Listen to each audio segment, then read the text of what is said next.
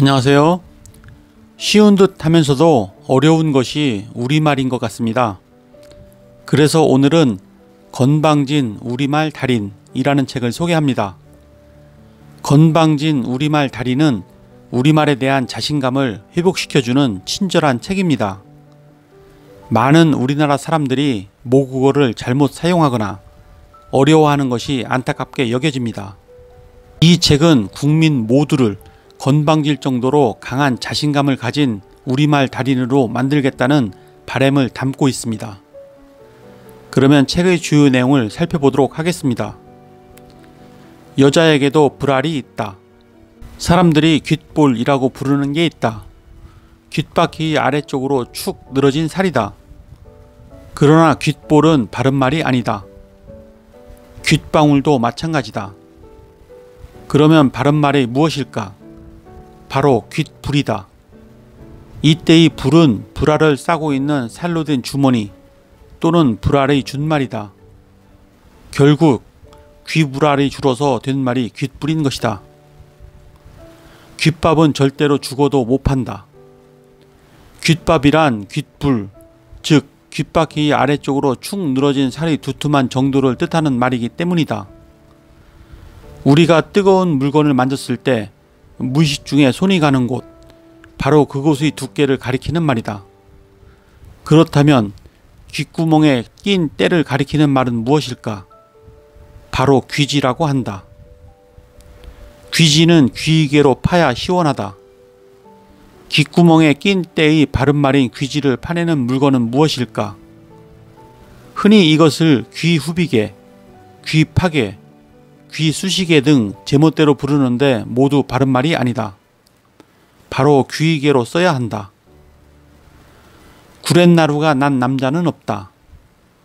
귀 밑에서 턱까지 잇따라 난 수염을 일컬을 때 구렛나루라고 하는 사람이 많다. 하지만 구렛나루라는 수염은 없다. 바른말은 구레나룻이다. 여기서 구레는 말이나 소 따위를 부리기 위해 머리와 목에서 곱비를 거쳐 얽어매는 줄을 뜻하는 굴레의 옛말이고, 나룻은 수염의 옛말이다. 굴레처럼 난 수염이 구레나룻인 것이다. 차돌이 박힌 고기가 맛있다. 음식점의 차림표를 보면 고기의 이름이 차돌박이, 차돌배기, 차돌박이 등 식당 주인 마음대로 적혀있다. 그러면 어느 말이 바른 말일까? 우리말의 동사나 형용사인 길다, 높다, 다듬다 등의 명사형은 길이, 높이, 다듬이가 된다. 그러면 박다의 명사형은 박이다. 따라서 차돌처럼 희고 단단한 것이 박혀있는 고기는 말 그대로 차돌박이다.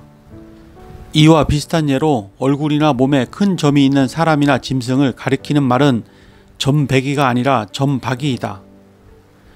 대대로 그 땅에서 나서 오래도록 살아오는 사람, 역시 그 땅의 뿌리를 받고 산다는 의미이니 토배기가 아니라 토박이가 바른 말이다. 육개장에는 닭고기가 없다. 육개장도 식당 차림표 등에 잘못 쓰여 있는 대표적 음식 중 하나이다.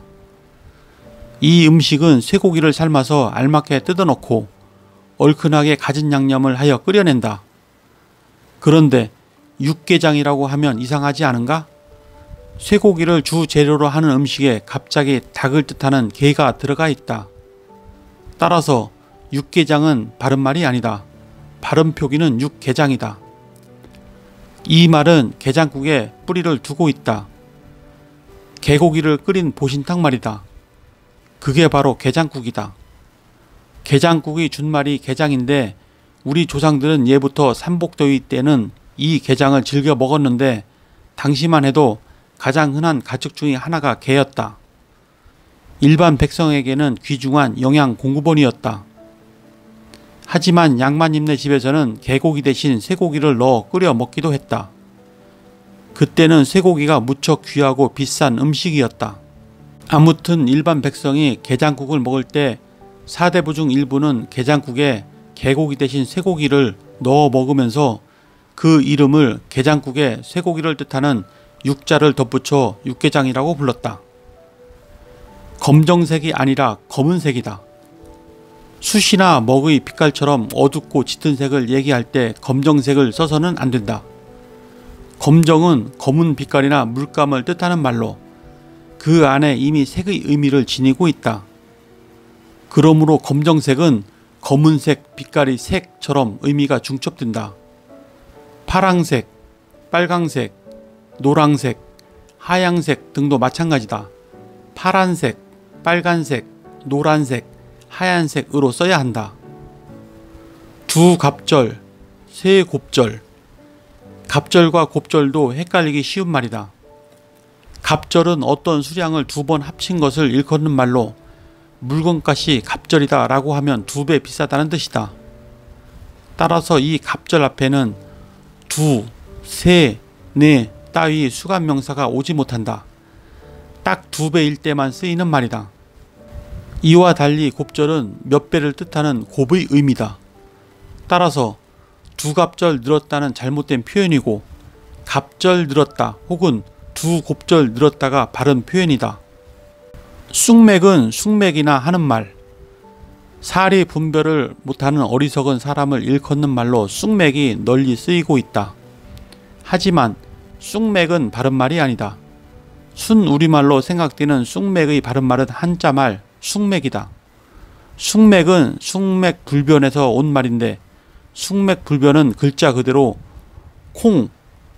콩쑥과 보리맥을 구분하지 못한다는 뜻이다. 유성룡의 후손은 류근원이래. 2007년 8월부터 우리말의 큰 흐름이 하나 바뀌었다. 말 많고 탈 많았던 성씨 두음법칙 적용 기준이 뒤집어진 것이다. 예전에는 성이 류인 사람은 한글 표기로 유만 쓸 수 있었는데 이제는 자기만 원하면 류로도 쓸 수 있다. 이, 임, 양, 나 등도 마찬가지다. 이나 리, 임이나 림, 양이나 량, 나나 라로 쓸 수 있는 것이다. 성씨에 관련해서는 두음법칙이 사라진 것이다.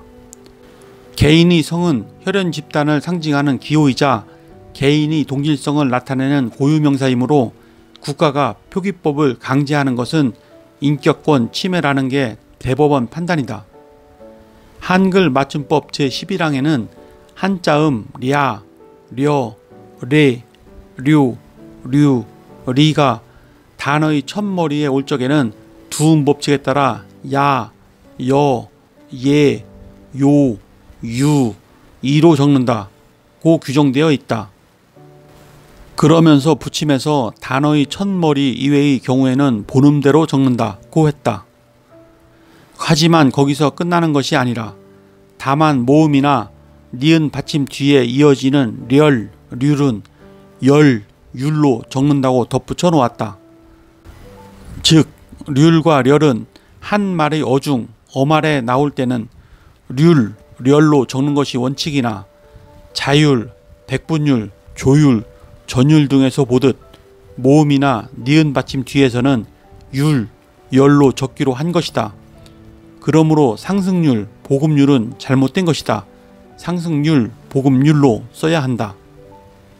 네, 이상으로 책의 주요 내용을 살펴보았고요. 이 책은 잘못된 우리말 상식을 바꿔주고 문장을 술술 풀리게 하는 한국어 연습장입니다. 한국인이 바른 국어 생활을 위한 똑똑한 국어책이라고 할 수 있습니다. 이 책을 통해 올바른 우리말을 이해하는 데 도움이 되셨다면 구독과 좋아요 부탁드립니다. 그러면 다음 시간에 뵙겠습니다. 감사합니다.